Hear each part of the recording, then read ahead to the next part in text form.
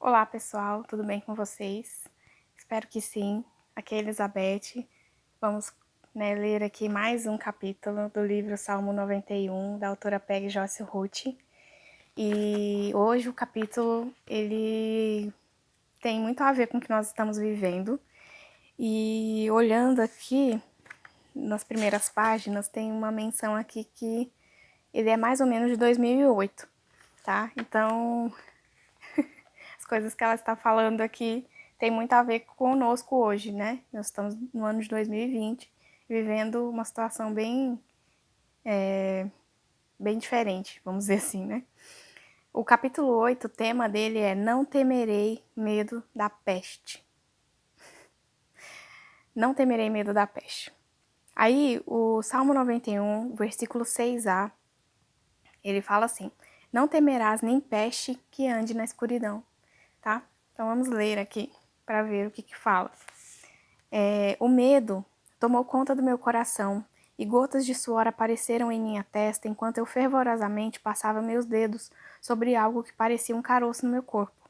Como eu temia o autoexame mensal que o médico havia sugerido, as pontas dos meus dedos estavam tão geladas como o gelo do pânico, que comecei a pensar no que eu poderia encontrar e no giro que minha vida possivelmente daria a partir de então. Naquele dia em particular foi um alarme falso, mas o receio do que poderia descobrir nos meses seguintes estavam constantemente no fundo da minha mente, até que a promessa da Escritura se tornou viva em meu coração. Se estiver lutando com temores de doenças fatais, então terá de tomar posse dessa passagem bíblica. A terceira categoria de mal que Deus nomeia é a peste. Esse é o único mal que ele cita 2 vezes. Como o Pai não desperdiça palavras, ele deve ter uma razão específica para repetir sua promessa. Já percebeu que quando uma pessoa diz algo mais de uma vez, geralmente é porque quer enfatizar sua opinião? O Altíssimo conhecia a peste e o medo que se espalhariam violentamente nestes últimos dias. O mundo está fervilhando de epidemias fatais, atingindo milhares de pessoas. Por isso, o Senhor prende nossa atenção repetindo a promessa. É como se ele estivesse falando. Eu disse no versículo 3 que você está livre da peste perniciosa, mas ou você ouviu realmente? Só para ter certeza, estou dizendo novamente no versículo 6, não temas a peste que anda na escuridão. Isso é tão contrário ao mundo que temos que renovar nosso modo de pensar. Só então poderemos compreender o fato de que não precisamos ter medo das doenças e epidemias do mundo de hoje. Quando comecei a estudar esse salmo, recordo-me de ter pensado: não sei se tenho fé para crer nessas promessas.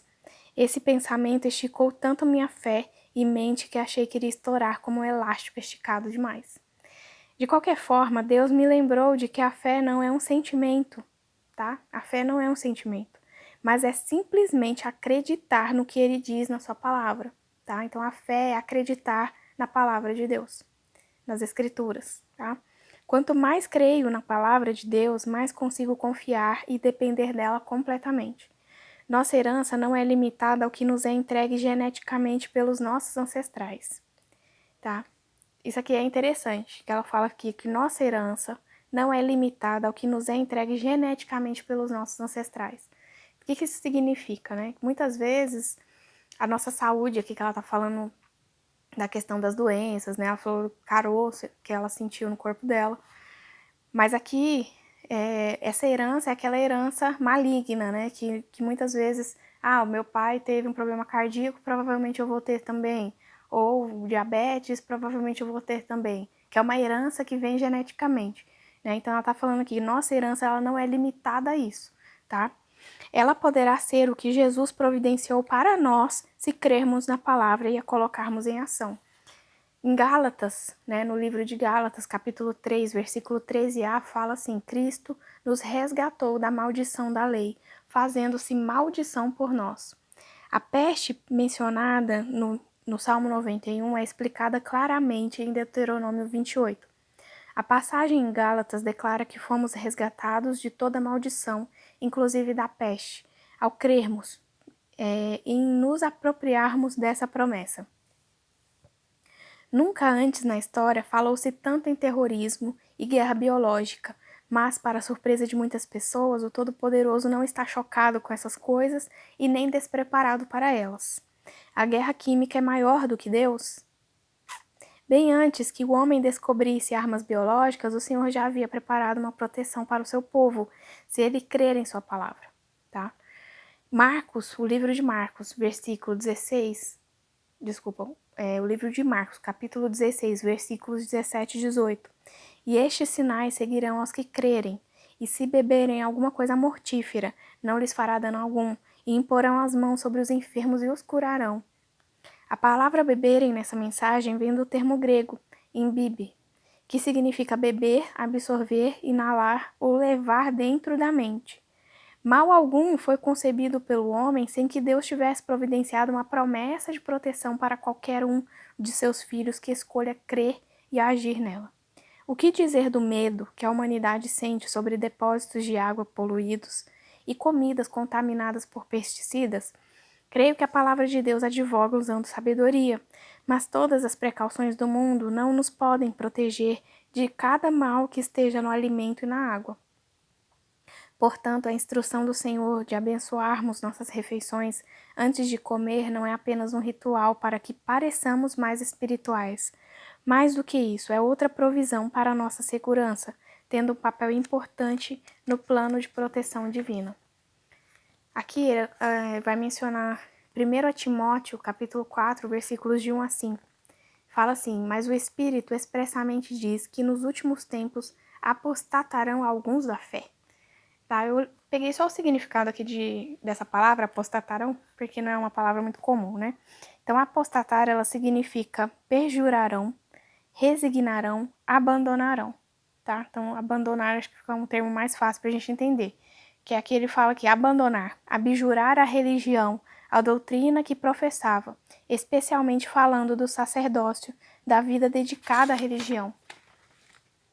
Deixar de possuir a fé que antes possuía e professava, renunciar, né? Então é abandonar a fé, tá?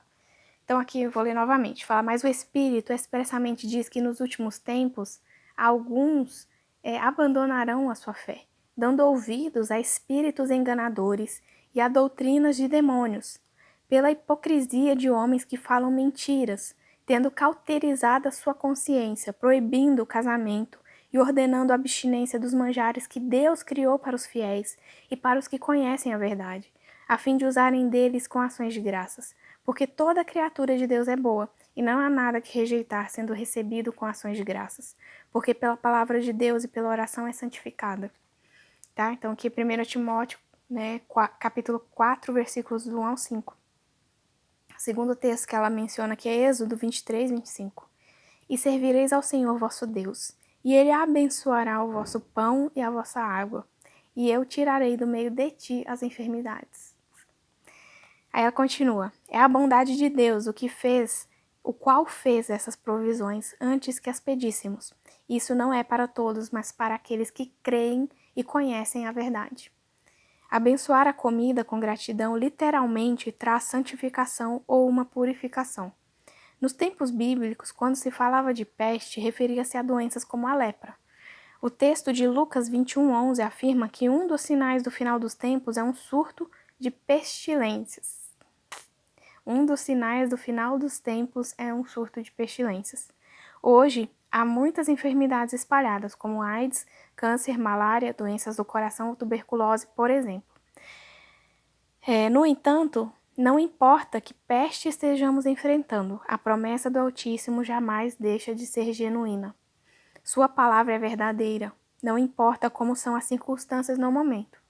O inimigo pode criar situações para nos surpreender e nos derrubar, mas Deus é fiel. Nunca vi uma pessoa manter-se tão firme quanto René Wood, quando o médico diagnosticou que ela estava nos últimos estágios de lúpus. Alguns dos seus principais órgãos estavam parando de funcionar e os especialistas tinham desistido. Entretanto, René se recusou a desistir da aliança do pai com as promessas de saúde e ela está viva hoje contra todas as circunstâncias, pregando a palavra de Deus em prisões por toda a nação americana. Aqui tem um testemunho dela no livro, na página 192, tá? Tremo em pensar que podemos ficar vulneráveis sem as promessas do Salmo 91 e sem a determinação de permanecermos firmes e não alimentarmos pensamentos de medo. Nós escolhemos sobre o que queremos que a nossa mente se atenha.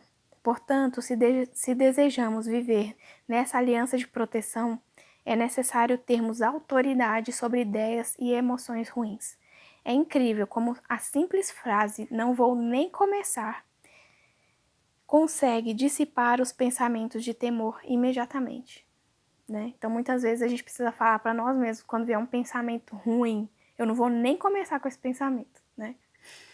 Tenho certeza de que a promessa de proteção lembraram os judeus da completa imunidade de Israel contra as pestes e pragas do Egito na terra de Gósen. O destruidor não poderia entrar onde o sangue havia sido aplicado.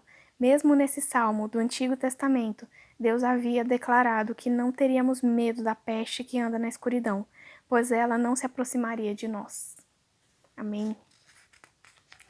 É isso, gente. Capítulo um pouquinho mais longo, mas muito, muito bom. Que Deus nos guarde, né? Que a gente se encha da palavra de Deus realmente para fazer como a autora disse aqui, né? Para que a gente nem comece a pensar nas coisas ruins. Apesar de ser algo bem difícil, porque hoje estamos sendo assim bombardeados com algo real, né? Que é essa peste que tá aí assolando, né, todas as nações, praticamente, né?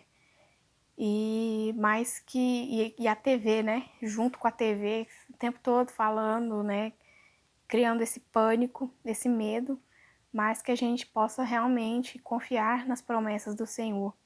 Confiar que o Senhor vai nos guardar, está nos guardando, né? Mesmo aqueles que precisam sair, que precisam trabalhar, né? Precisam tocar a sua vida, né? Porque muitos estão em casa, mas muitos estão na rua, né? Mas vamos crer nisso. E uma hora as coisas vão ter que voltar, né? Então a gente precisa confiar que Deus está nos guardando e estará, né, todos os dias nos guardando. Certo? Então vamos orar aí só para a gente finalizar. Senhor Deus, eu quero, Pai, te agradecer mais uma vez por esse livro, né?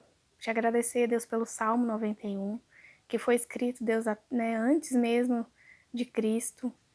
Foi escrito em momentos, provavelmente um momento difícil, mas que hoje nos encoraja a confiar em Ti e a confiar nas Tuas promessas, a confiar que o Senhor está conosco, Deus, aonde nós estivermos, Pai.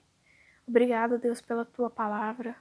Obrigado, Pai, por nos encorajar, né, por nos ajudar, ó Deus, a não nos paralisarmos em meio a situações adversas, mas a continuar, né, continuar buscando a tua vontade para as nossas vidas, continuar seguindo as nossas vidas, continuar sonhando, né, com o futuro, que isso é só um momento e que isso tudo que nós estamos vivendo vai passar.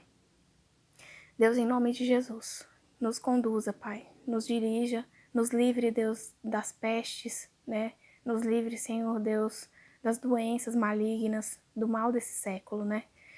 Nos ajuda, Pai, nos ajuda a mantermos firmes em Ti, né, livra-nos, ó Deus, do medo que muitas vezes a própria TV vem, né, o tempo todo falando de coisas ruins, mas que a nossa mente, Deus, esteja mesmo cercada pelas palavras da verdade, né, pelas palavras da Escritura, né, da Bíblia.